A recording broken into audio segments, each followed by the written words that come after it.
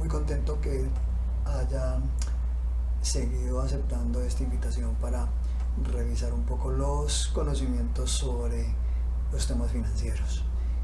Siguiendo con el análisis de los indicadores financieros, detengámonos un segundo a revisar que vimos unos indicadores financieros calculados utilizando solamente la información del estado de resultados. ¿Esos indicadores cuáles fueron? Bueno, si estuviéramos en una clase presencial, este es el momento que todos los estudiantes temen, o que algunos de los estudiantes temen, porque entonces uno como profesor comienza a mirar a ver quién desvía la mirada, o quién mira hacia el piso, o quién se hace el que no lo está mirando a uno, porque ese no ha repasado.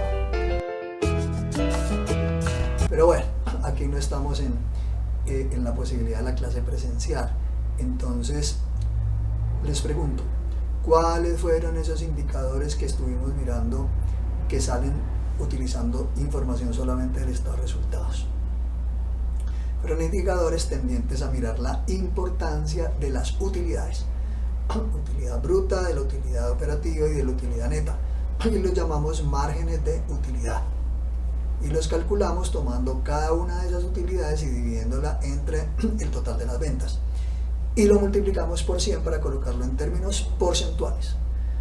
Y esos son indicadores que el solo resultado me puede decir algo ya sobre el comportamiento, porque si el resultado es positivo, al menos gana, ¿cierto? Si el resultado es positivo, quiere decir que está ganando. Y por otro lado, son de aquellos indicadores que el odioso criterio del tamaño les dice que lo grande es bueno. Es de los indicadores que son buenos grandes, porque efectivamente pues la utilidad neta, que lo que me dice es cuántos pesos me estoy yo ganando de utilidad neta por cada 100 pesos que yo vendo. Eso es lo que me dice la utilidad neta, el margen de utilidad neta operativa, ¿verdad? Entonces, claro, entre mayor sea ese margen, pues mejor para la compañía, porque está obteniendo un margen de utilidad mayor. O sea, es un indicador que es bueno, grande. No todos, como en la vida real, no todo lo grande es bueno, ni todo lo chiquito es bueno, todo lo pequeño es bueno.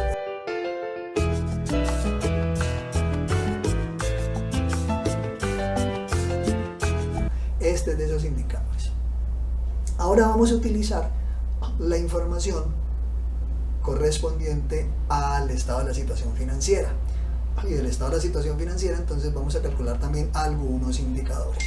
Y luego calcularemos indicadores que toman información tanto del estado de resultado como del estado de la situación financiera.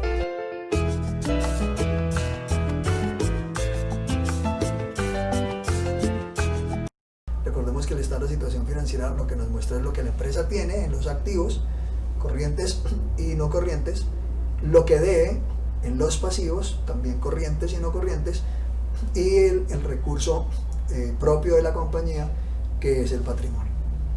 Entonces un primer indicador que se mira desde el punto de vista financiero es el que se denomina capital de trabajo.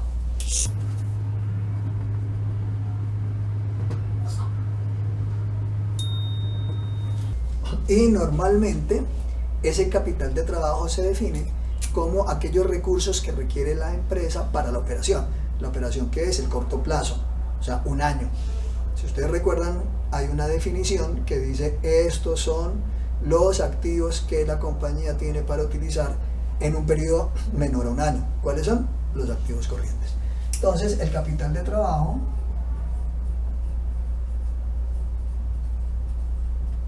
es igual al activo corriente. ¿Cuáles son los componentes del activo corriente? Si no lo recuerda, un repasito es bien importante. Los componentes del activo corriente son todos aquellos activos que tiene la compañía y que esperan usarlos y convertirlos en efectivo en menos de un año. ¿Y cuáles son? El efectivo propiamente dicho, las cuentas por cobrar, porque ya vendí y tengo que recuperar es el valor de la compra que vendí fiada, y el otro componente que normalmente encuentro allí son los inventarios, o sea, toda aquella todos aquellos elementos que yo compro para venderlos, y por lo tanto si los compro para venderlos, pues los compro para venderlos en menos de un año. Ese es el componente de los activos corrientes. En nuestro caso, de acuerdo con la información, tenemos que vale 2.040.000.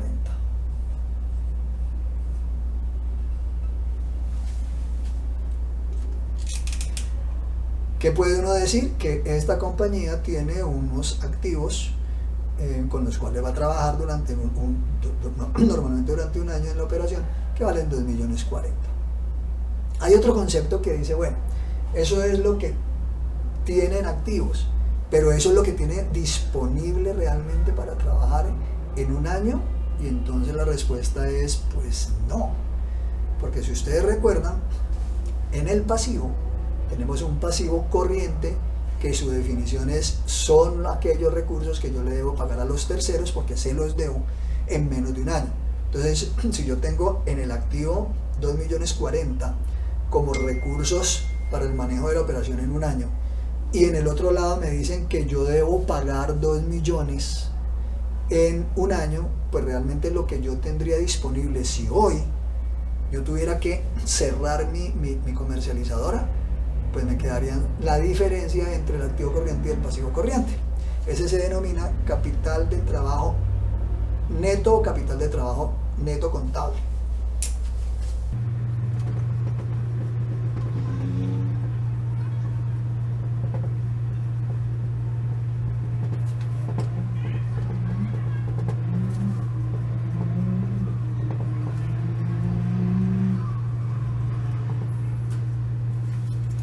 Tenemos entonces allí la información.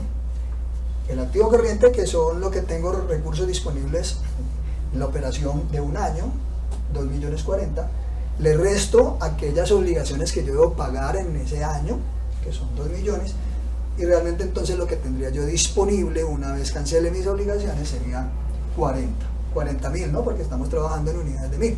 Entonces, según eso, mi comercializadora, si tuviera que en un momento dado parar y decir, bueno, ya no vendí más, ya lo que tengo que hacer es que pues cubro las deudas que tengo que pagar, que son 2 millones, y tengo para pagarlas en este momento en efectivo o en cosas que puedo volver en efectivo rápidamente, 2.040.000, por lo tanto me estaría tendría disponible 40.000 pesos. Muy bien. El otro indicador que también se calcula con esta misma información se denomina capital de trabajo operativo.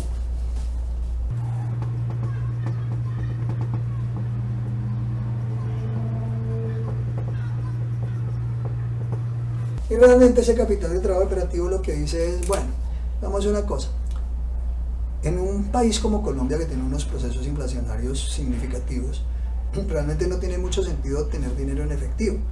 Normalmente las compañías tienen el dinero en efectivo mínimo necesario para estar cubriendo sus operaciones de caja, ¿verdad? Entonces realmente el capital de trabajo que usted debería tener para trabajar en su compañía es el que le resulta de lo que tiene por cobrar, ya vendió, lo tiene por cobrar, más aquello que tiene que vender para que se le vuelva efectivo. Entonces tomamos las cuentas por cobrar, le sumamos el inventario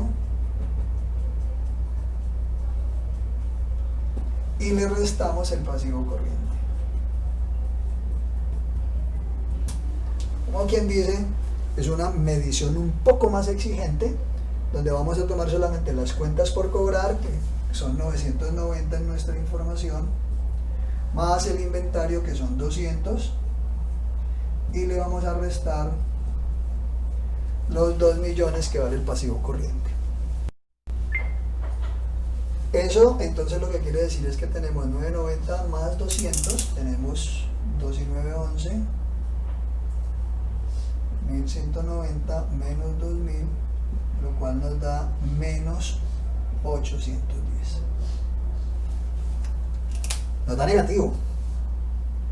¿Esto qué significaría? Esto significaría que en un momento dado, si la empresa tuviera que detenerse hoy y no considerara el efectivo, estaría deficitaria en 810.000 pesos para cumplir con las obligaciones que ya tiene pactadas con la tarjeta de crédito. ¿Recuerdan el pago de la tarjeta de crédito?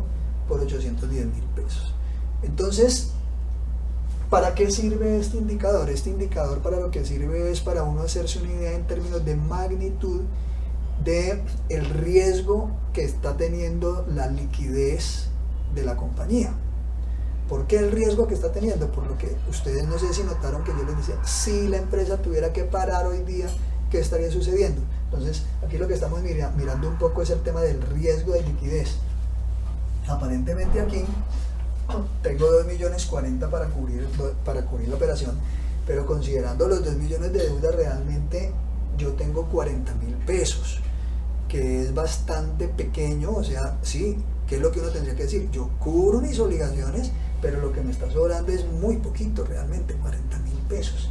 Y si yo lo miro con un indicador más exigente, a lo que llego es a que estoy negativo en 810.000 pesos, o sea que estoy con una comercializadora que está teniendo un riesgo de liquidez de todas maneras importante, porque estamos teniendo un riesgo de liquidez de 810.000, o sea, estaríamos teniendo un riesgo de que podríamos quedar en default, podríamos quedar en mora con obligaciones hasta de 810.000 pesos. Este tema del riesgo de la liquidez también lo podemos mirar no solamente de manera aquí con valores absolutos, como ustedes están viendo estoy restando y por lo tanto el resultado son valores absolutos, sino que también lo puedo medir en términos de un indicador que se denomina razón corriente,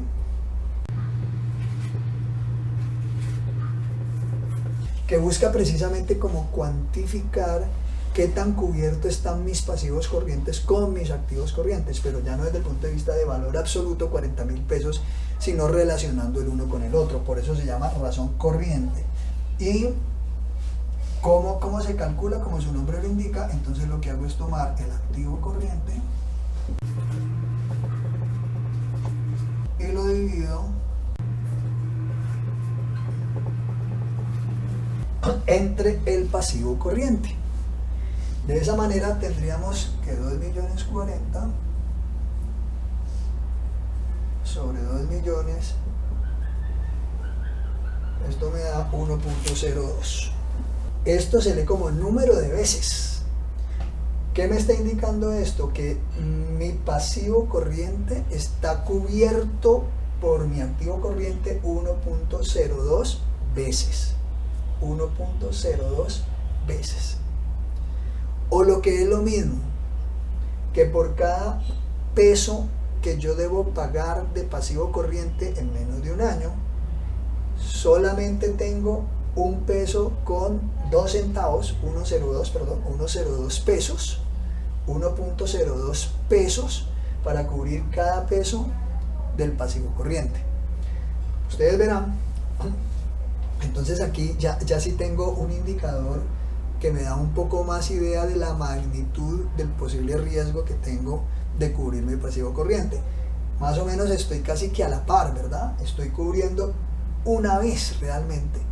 La posibilidad que tengo de cubrir mi pasivo corriente es de una vez. Este es de aquellos indicadores que en principio se analizaban como bueno grande también.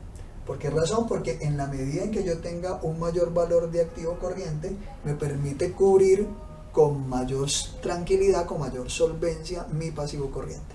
Entonces, digamos que en épocas anteriores, cuando los procesos inflacionarios no eran tan significativos, uno establecía que esta relación debía de ser 2:1, o sea que debía ser del doble. Yo debería tener el doble del activo corriente como una medida de seguridad que me permitiera estar tranquilo de que podía cubrir las obligaciones corrientes que están en el pasivo al doble, o sea que este resultado aquí diera 2. Sin embargo, en países como el de Colombia, que les mencionaba, donde tienen un proceso inflacionario importante, cada vez se ha ido analizando más y se ha dicho que este indicador realmente no debería ser significativamente grande, porque estaría diciendo que, y sobre todo si el componente es el efectivo, porque estaríamos dejando recursos ociosos para cubrir un pasivo que finalmente tengo un año para hacerlo y lo puedo hacer con el flujo de caja normal de la operación. Bien, así como la razón corriente aquí estamos considerando el total de los activos corrientes para compararlos contra las obligaciones, a ver qué tanto puedo cubrir las obligaciones del corto plazo, ¿verdad? Hay una forma también más exigente de hacerlo. Digamos que esa forma más exigente de hacerlo es la que se denomina la razón ácida. Y se llama razón ácida porque es más exigente que la razón corriente.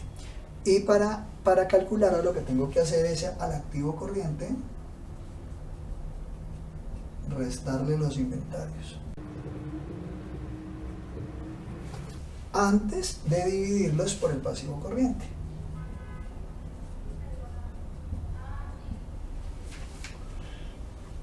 ¿Qué es lo que me está diciendo este indicador? Lo que me está diciendo es, mire, quiero ver qué tanta disponibilidad tiene esta comercializadora para atender sus obligaciones del corto plazo sin tener que vender sus inventarios, o sea, solamente con el resto del capital de trabajo que tiene disponible. Entonces miren que si lo hacemos, tendríamos 2.040.000 menos el valor de los inventarios que aparece en el estado de la situación financiera son 200. Esto significa 840.000, y eso lo vamos a dividir entre 2 millones y esto nos da 0.92 veces. Nuevamente la interpretación es igual, ¿cierto? Porque es el mismo indicador. No lo tomo en términos porcentuales, sino que lo tomo en términos del número de veces, porque lo que estoy tratando de ver es este dinero que tengo, estos recursos que tengo, que tantas veces cubre mis obligaciones corrientes. Entonces aquí lo que me estaría indicando es que por cada peso que yo debo pagar dentro de un año, o sea, por cada peso de deuda, por cada peso de pasivo corriente, tengo disponibles 92 centavos para cubrir la obligación. Nuevamente, todo depende, digamos, de qué tipo de economía estamos trabajando, pero pues inicialmente lo que uno esperaría es que estos indicadores que están tratando de mirar como ese riesgo de la liquidez de la compañía, pues al menos estuvieran en uno, ¿cierto? Que uno pudiera decir, bueno, al menos estoy cubriendo las obligaciones de nuestro pasivo corriente. Aquí está en 0.92, pues uno tendría que decir que no alcanzaría a cubrir, o sea que si yo no vendo los inventarios, yo no alcanzaría a cubrir mis obligaciones del corriente. Nuevamente, para el análisis de estos dos indicadores, sobre todo, aunque todos estos indicadores obviamente se pueden también analizar de la misma manera que vimos el margen de utilidad, podemos utilizar los mismos 4 criterios que utilizamos para el margen de utilidad. ¿Qué fueron cuáles esos 4 criterios? A ver, si no te acuerdas, toca hacerle una repasadita a los videos anteriores.